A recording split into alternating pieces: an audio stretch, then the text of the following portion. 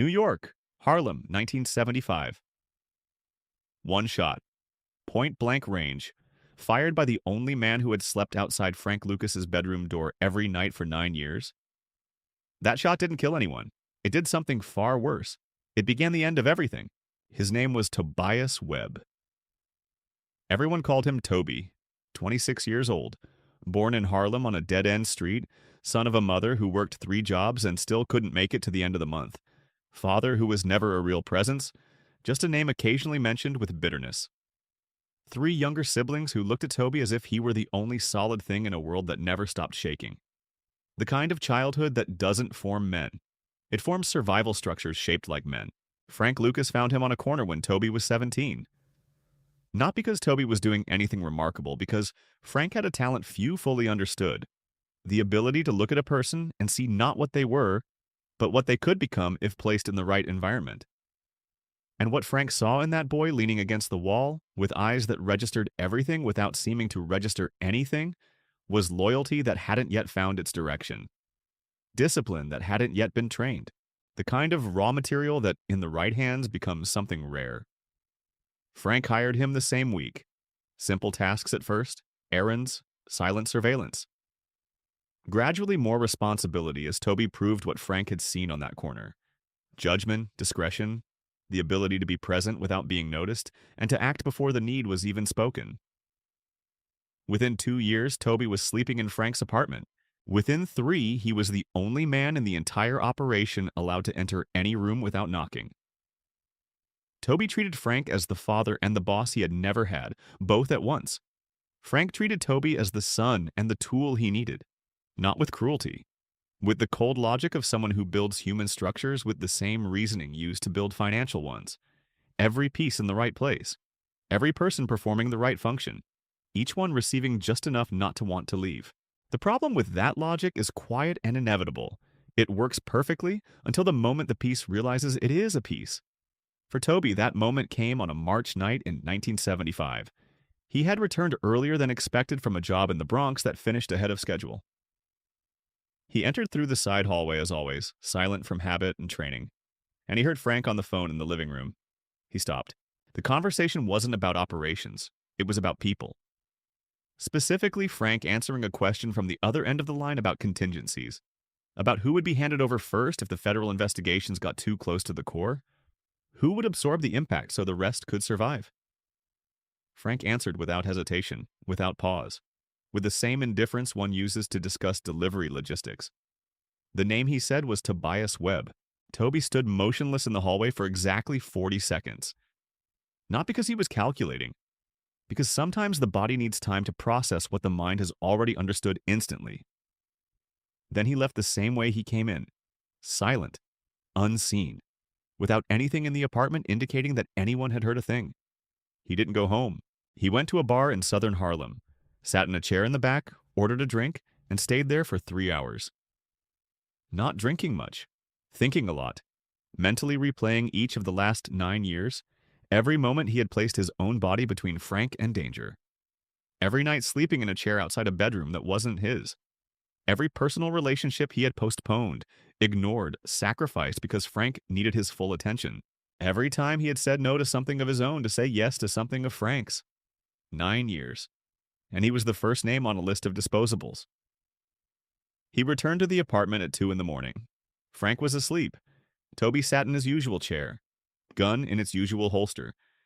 But this time he stared at Frank's bedroom door with a kind of clarity he had never felt before. Not anger. Anger would have been simpler. It was something colder and more permanent than anger. It was the complete dissolution of an illusion that had lasted 9 years. He stayed awake until dawn, calculating. Not the act itself, the exits. What would happen if he stayed and waited to be handed over when the time came? What would happen if he disappeared without a word? What would happen if he went straight to the feds with everything he knew? What would happen if he settled it another way, the most permanent way, the way a loaded gun inside an apartment at 5 in the morning, made technically simple? When light began to slip through the blinds, Toby had reached a conclusion, not the conclusion anyone would expect. He rose from the chair, walked to the bedroom door, opened it without knocking. Frank woke instantly, as he always did. Years of paranoia turned into automatic reflex. He sat up in bed, looked at Toby, read his face in under 2 seconds, and knew something had changed irreversibly. Frank Lucas had survived 20 years in New York's most dangerous business because he could read rooms faster than most people could blink. And that bedroom, in that moment, was saying something he didn't want to hear. Toby said only one thing before drawing his weapon. "I heard you last night." The shot came immediately, but not toward Frank. Toby aimed at the window, fired into the glass. The blast filled every inch of the apartment. Shards exploded out onto the street below. A car alarm shrieked in the early morning silence. Frank threw himself to the far side of the bed on pure reflex, hit the floor, hands over his head waiting for the second shot. The second shot never came. When Frank looked up, Toby stood in the center of the room. Gun pointed at the ceiling, looking down with an expression Frank had never seen on his face in 9 years. It wasn't anger, it wasn't hate, it was mature disappointment. The kind that doesn't need volume because it has already passed the point where volume could fix anything. "I could have shot you." Frank stayed on the floor.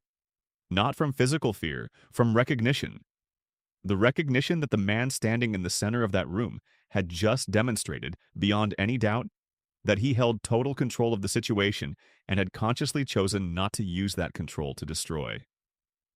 That placed Frank in a position he rarely occupied in 20 years, the position of someone who owes his life to another and cannot deny it. Toby continued, in the voice of a man who had spent the entire night organizing what he needed to say. 9 years. 9 years I put my body in front of yours.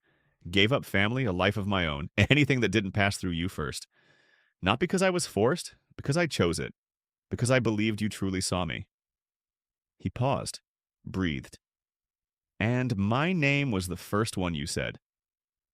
Frank didn't answer right away. He stayed on the floor a few more seconds. Then rose slowly, no sudden movements. Went to the edge of the bed and sat. Looked straight at Toby and did something he rarely did. He told the truth without dressing it up. "Your name was the easiest one to give because you were the closest. Not because you were worth less than the others. Because I knew they'd believe the story faster." Toby was silent for a long time. "That's the most honest thing you've said to me in 9 years?" "Probably. And it changes nothing." "I know." Toby lowered the gun, didn't holster it, placed it carefully on the dresser, like someone setting down something he no longer wished to carry. Looked at it for a moment, then spoke without turning to Frank. "I'm leaving. I'm not going to the feds. I'm not telling anyone anything. I'm just leaving. But you need to understand what you're losing when I close that door." Frank said quietly, "I know what I'm losing." Toby left at 6 in the morning. No suitcase, no clear plan. He simply walked out, down the stairs, through the street door, and disappeared into the Harlem that was beginning to wake. Frank remained seated on the edge of the bed. Glass shards on the floor, hole in the window, the heaviest silence in 20 years. What happened in the following weeks revealed something no one in the operation had fully understood while Toby was there. Toby wasn't just a bodyguard, he was the informal nervous system of the entire structure. Not the manager, not the accountant, not the strategist. He was the human intelligence that kept everything connected. He was the one who sensed when a corner captain was dissatisfied 2 days before the dissatisfaction became a problem. He knew the suppliers' children's names, their birthdays, gambling debts, the vulnerabilities that turned a loyal person into a vulnerable one. He functioned as the filter between Frank and the constant noise of an operation that size, separating what needed immediate attention from what could wait. Without Toby, Frank became operationally blind to the small signals. And small signals are exactly what announce big problems before they become irreversible. In the first week, 3 suppliers delayed deliveries without convincing explanation. Before, Toby would have identified the cause in hours.